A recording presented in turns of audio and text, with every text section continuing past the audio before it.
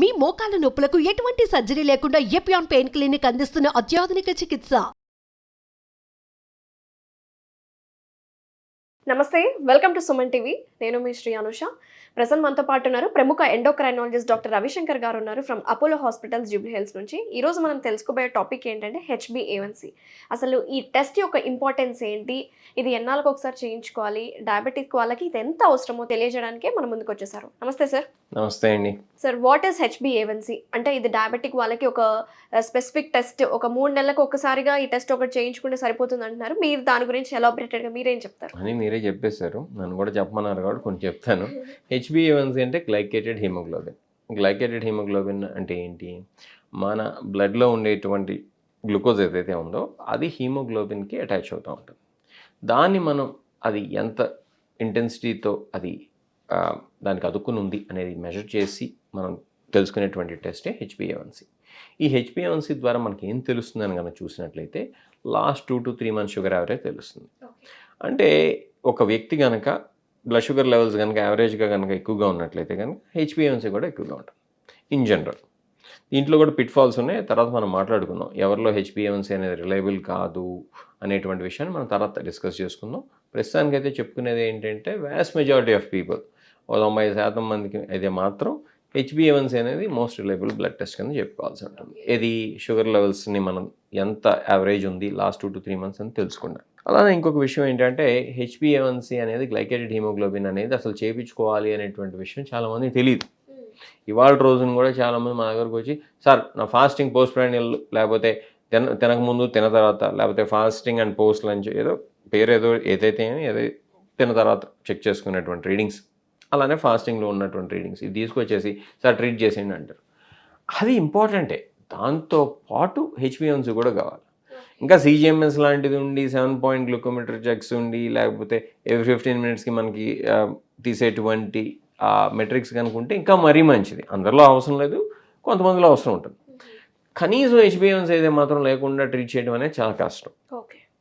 ఎందుకంటే ఆ fasting post prandial readings అనేది ఆ నిమిషంలో మీ షుగర్ ఎంత ఉందనేది మాత్రమే చెప్తుంది. కానీ అప్పుడు బాగుండొచ్చు, కానీ మధ్యాహ్నం బాగా ఎక్కువగా ఉండొచ్చు, సాయంత్రం ఇంకా ఎక్కువ ఉండొచ్చు, లేదా తక్కువ పడిపోతూ ఉండొచ్చు. కాబట్టి ఇది మనం తెలుసుకోవాలి అని అంటే మనకేంటంటే కనీసం HbA1c అనేది ఉండాలి. ఇంకా కొన్ని కేసెస్లో అయితే కనుక HbA1c ఒక్కటి కూడా సరిపోదు.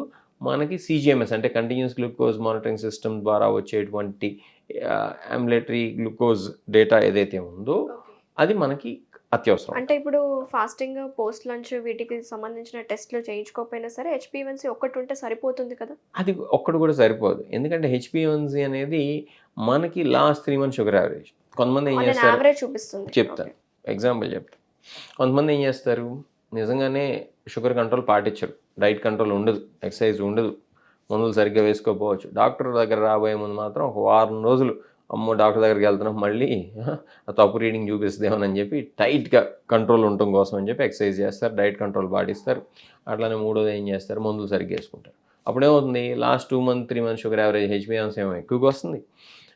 Fasting post prandial blood glucose కావచ్చు, లేకపోతే గ్లూకోమీటర్ రీడింగ్స్ కావచ్చు, లేకపోతే CGMS రీడింగ్స్ కావచ్చు, అవి మాత్రం లాస్ట్ 1 week అయితే బాగుంటాయి. సో మనకి అది ఇంపార్టెంటే, ఇది ఇంపార్టెంటే, రెండూ ఉండాలి. అంతేగాని కేవలం HbA1c ఒక్కటే నేను పరిగణలో తీసుకుంటానంటే కూడా కష్టం. అలానే HbA1c అనేది కొంతమందిలో అసలు రిలయబుల్ కాదు. ఎగ్జాంపుల్స్ కానీ తీసుకున్నట్లయితే ప్రెగ్నెంట్ ఉమెన్లో అప్స్ అండ్ డౌన్స్ చూపిస్తూ ఉంటుంది. అట్లానే ఎనీమియాస్లో కూడా అప్స్ అండ్ డౌన్స్ చూపిస్తూ ఉంటుంది. బ్లడ్ ట్రాన్స్ఫ్యూషన్ అయినా కూడా రీసెంట్గా అప్స్ అండ్ డౌన్స్ చూపిస్తూ ఉంటుంది. నెక్స్ట్ కిడ్నీ ప్రాబ్లమ్స్ ఉండి, CKD ఉండి, క్రియాటినిన్ 4-5 కనుకుంటే కూడా అది నాట్ రిలయబుల్. సో అట్లానే హిమోగ్లోబినోపతీస్ అని ఉండి, సికిల్ సెల్ ఎనీమియా ఇట్లాంటివి, okay, thalassaemia minor, thalassaemia major, ఇట్లాంటి హిమోగ్లోబినోపతీస్ ఉన్నా కూడా ఇది HbA1c అనేది రిలయబుల్ కాదు. సో ఇట్లా కొన్ని కారణాల వల్ల HbA1c అనేది రిలయబుల్ కాదు. కాబట్టి లేకపోతే ఈ రీసెంట్ సర్జరీ అయిందనుకోండి, బ్లీడింగ్ బాగా అయిందనుకోండి, అప్పుడు కూడా అది రిలయబుల్ కాకపోవచ్చు. కాబట్టి HbA1cని గుడ్డిగా నమ్మే పరిస్థితి కాదు. మనం బ్లడ్ షుగర్ లెవెల్స్ ఎలా ఉంటున్నాయి అనే దాన్ని కొరిలేట్ చేసుకుంటూ వాడుకునేటువంటి ఒక టూల్ మాత్రమే HbA1c.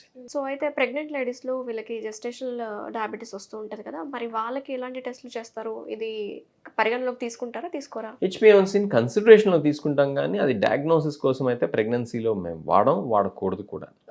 కాకపోతే ప్రెగ్నెన్సీలో HbA1c 6.3, 6.5 కన్నా తక్కువ ఉండేది చూస్తూ ఉంటాం. ఇప్పుడు వాళ్ళకి ఆల్రెడీ ఇదివరకు డయాబెటీస్ వచ్చేసి ఉన్నట్లయితే కనుక. అంతేగాని డయాబెటీస్ డయాగ్నోసిస్ కోసం మాత్రం హెచ్బిఏవన్సీని వాడడం. అది కేవలం వన్ ఆఫ్ ద టూల్స్ కింద మాత్రమే వాడతాం. దాని స్థానంలో బ్లడ్ గ్లూకోజ్ లెవెల్స్ కావచ్చు, లేకపోతే సిజిఎంఎస్ కావచ్చు, లేకపోతే క్యాపిలరీ గ్లూకోజ్ని అంటే గ్లూకోమీటర్ని వాడుకుంటూ మనం దీన్ని వన్ ఆఫ్ ద టూల్ కింద మాత్రమే కన్సిడరేషన్లోకి తీసుకుంటాం. చాలా మంది రెగ్యులర్గా చాలా కాషియస్గా ఉండి వాళ్ళ గ్లూకోమీటర్లో రోజు టెస్ట్ చేసుకొని వస్తూ ఉంటారు కదా పేషెంట్స్. సో వాళ్ళలో ఏమన్నా డయాబెటిక్ రివర్స్ అయిన కేసెస్ ఏమైనా ఉన్నాయంటారా? మీరు డయాబెటీస్ రివర్సల్ గురించి అడుగుతున్నారు కాబట్టి డయాబెటీస్ రివర్సల్ అనేది సాధ్యమే. అంటే కొంతమంది చాలా కాన్షియస్ ఉంటారు, వాళ్ళ హెల్త్ గురించి రొటీన్గా చెక్ చేసుకుంటూ ఉంటారు. ఇక్కడ 2 ప్రశ్నలు ఉన్నాయి. ఎంత ఫ్రీక్వెంట్గా చెక్ చేసుకోవాలి అనేది మీ డాక్టర్లు మీకు చెప్తారు. అలానే మీకు లో బ్లడ్ గ్లూకోజ్ లెవెల్స్ అవుతుందనేటువంటి డౌట్ ఉన్నా, బ్లడ్ గ్లూకోజ్ లెవెల్స్ బాగా ఎక్కువగా అవుతున్నాయి అనేటువంటి డౌట్ ఉన్నా, అటువంటి సిమ్టమ్స్ ఉన్నా కూడా ఎక్కువ ఫ్రీక్వెంట్గా చెక్ చేసుకోవాలి. ఉదాహరణకి ఎవరికన్నా కళ్ళు తిరుగుతున్నట్టు, గుండె దడగా ఉంటున్నట్టు, చెమటలు పడుతున్నట్టు, లో బ్లడ్ షుగర్ అయ్యి ఉండొచ్చు అనేటువంటి డౌట్ ఉంటే తప్పకుండా బ్లడ్ షుగర్ లెవెల్స్ చెక్ చేసుకోవాలి. అలానే బాగా విపరీతంగా దప్పిక అవుతున్నా, యూరిన్ ఎక్కువసార్లు వెళ్లాల్సి వస్తున్నా, బాగా టైర్డ్గా ఉన్నా కూడా బ్లడ్ షుగర్ లెవెల్స్ ఎక్కువగా ఉంటున్నాయా అనేటువంటి డౌట్తో ఎక్కువసార్లు చెక్ చేసుకోవాల్సి ఉంటుంది. ఇదే కాకుండా ఇన్సులిన్ వాడేటువంటి వాళ్ళు, సల్ఫనల్ యూరియాస్ వాడేటువంటి వాళ్ళు, ఈ మధ్య మందులు మార్చినా కూడా బ్లడ్ గ్లూకోజ్ లెవెల్స్ ఎక్కువసార్లు చెక్ చేసుకోవాల్సి ఉంటుంది. ఇది అలా అని చెప్పి కేవలం మెట్ఫార్మిన్ మీద ఉండి బ్లడ్ హెచ్బిఏవన్సీ 6.2 6.3 ఉండేటువంటి వ్యక్తి నాన్ ప్రెగ్నెంట్ సినారియోలో రోజు 7 సార్లు బ్లడ్ గ్లూకోజ్ లెవెల్స్ చెక్ చేసుకుంటాం కూడా మరీ ఎక్కువ చేసినట్టు అవుతుంది. అంత అవసరం లేదు. కాబట్టి ఎవరికి ఎంత ఫ్రీక్వెంట్గా చెక్ చేసుకోవాలి అనేది ఆ ఇండివిజువల్ పర్సన్స్ హెచ్బిఏవన్సీ బట్టి, ఆ వ్యక్తికి ప్రెగ్నెన్సీ ఉందా లేదా ఇలాంటి వాటన్నిటిని పరిగణలో తీసుకుని మాత్రమే చెప్తాం. అది ఎలాంటి మెడికేషన్స్ వాడుతున్నారు, ఇంత ముందు లో షుగర్స్ అవుతున్నాయా, వీటన్నిటిని కాంటెక్స్లో తీసుకోవాలి. అంతేగాని ప్రతి ఒక్కళ్ళు రోజుకి 7 సార్లు చెక్ చేసుకోవాల్సిన అవసరం లేదు. అలా అని చెప్పి ఎప్పుడూ చెక్ చేసుకోకుండా గెట్ ఆన్ అయిపోతుంది అని చెప్పి అనేటువంటి పరిస్థితి కూడా లేదు. ఇది ఒక ప్రశ్న. మీరు ఇది ఎంత ఫ్రీక్వెంట్గా చెక్ చేసుకోవాలి ఏంటని, వీళ్ళకి రివర్స్ అవుతుందా లేదా, రివర్స్ అవుతుందా లేదా అనేది. రివర్స్ అవుతుందంటే టైప్ 1 డయాబెటీస్ అయితే రివర్స్ కాదు. యాజ్ ఆఫ్ నౌ, ఇవాళ మనం 4 అక్టోబర్ 2024 చేస్తున్నాం కాబట్టి యాజ్ ఆఫ్ నౌ అయితే టైప్ 1 డయాబెటీస్ రివర్స్ అయ్యేటువంటి పరిస్థితి లేదు. ముందు మారుతుందా అంటే అప్పుడు పరిస్థితి అప్పుడు చెప్పుకుందాం. As of now type 2 diabetes విషయానికి వచ్చినట్లయితే కనుక తప్పకుండా కొన్ని కేసెస్ అయితే మనం రెమిషన్లోకి తీసుకెళ్ళచ్చు. ఆ రెమిషన్నే మనం జనసామాన్యం వాడేటువంటి భాషలో అంటే కొలోకియల్ లాంగ్వేజ్లో మనం ఏమంటామంటే yes we can reverse it. అందరిలో అయితే కాదు. యూజువల్గా ఏంటంటే ఎర్లియర్ ఆన్సెట్ ఉండేటువంటి వాళ్ళు, అంటే రీసెంట్ ఆన్సెట్, ఎర్లియర్ ఆన్సెట్ అనకూడదు, రీసెంట్ ఆన్సెట్ లాస్ట్ 5-6 ఇయర్స్లో కనుక డయాబెటీస్ కనుక వచ్చి ఉంటే టైప్ 2 డయాబెటీస్ దాన్ని రివర్స్ చేసుకునేటువంటి ఛాన్స్ ఎక్కువగా ఉంటుంది. ఎస్పెషల్లీ మనం షుగర్ లెవెల్స్ని బాగా కంట్రోల్లో ఉంచుకుని కనుక ఉన్నట్లయితే ఇదివరకు, దాంతోపాటు మనం డైట్ కంట్రోల్, ఎక్సర్సైజ్ని గట్టిగా కనుక చేసినట్లయితే, దట్ టు ప్రాపర్ మెడికల్ సూపర్విజన్లో, అలానే ఆర్టిఫిషియల్ ఇంటెలిజెన్స్ వాడుకుంటూ, ఇప్పుడు ట్విన్ హెల్త్ లాంటి టెక్నాలజీస్ మార్కెట్లో అందుబాటులో ఉన్నాయి. ఇట్లాంటి వాటిని వాడుకుంటూ మనం తప్పకుండా డయాబెటీస్ని రెమిషన్లో తీసుకెళ్లేటువంటి అవకాశం అయితే ఉంది.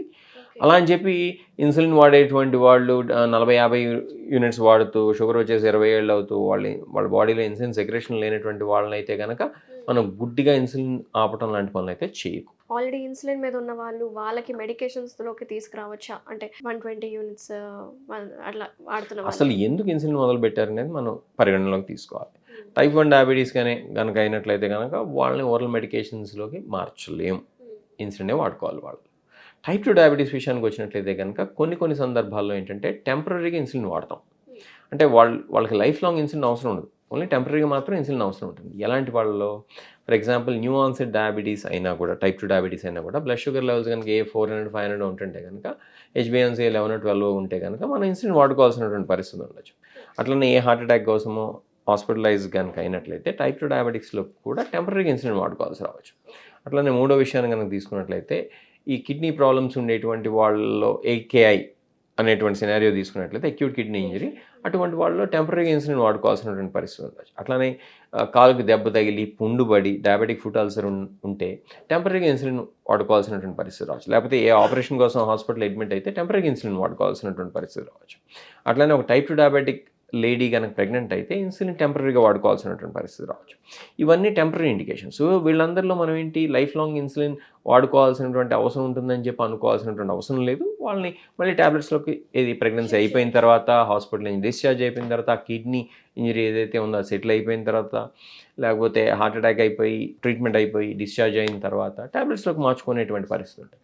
కాబట్టి ఎందుకు మనం అసలు ఇన్సులిన్ పెట్టాం అనేది మనం పరిగణలో తీసుకుని ఆ ఇండికేషన్ ఏంటి అనేది తెలుసుకున్నట్లయితే మనం లైఫ్ లాంగ్ ఇన్సులిన్ వాడుకోవాలా లేకపోతే టెంపరీగా మాత్రమే అది ఇన్సులిన్ మన టాబ్లెట్స్తో ట్రీట్ చేసుకోవచ్చు అనేటువంటి విషయాన్ని తెలుసుకోగలుగుతాం. Thank you so much. చాలా డీటెయిల్గా ఎక్స్ప్లెయిన్ చేశారు. అసలు హెచ్బిఏవన్సీ యొక్క ఇంపార్టెన్స్ ఏంటి, ఇన్సులిన్ ఎప్పుడు ఎవరికి అవసరం, ఎంత వాడుకోవాలి అని చాలా క్లియర్గా చెప్పడం. Thank you so much. నమస్తే. ప్లెజర్ అమ్మా. నమస్తే.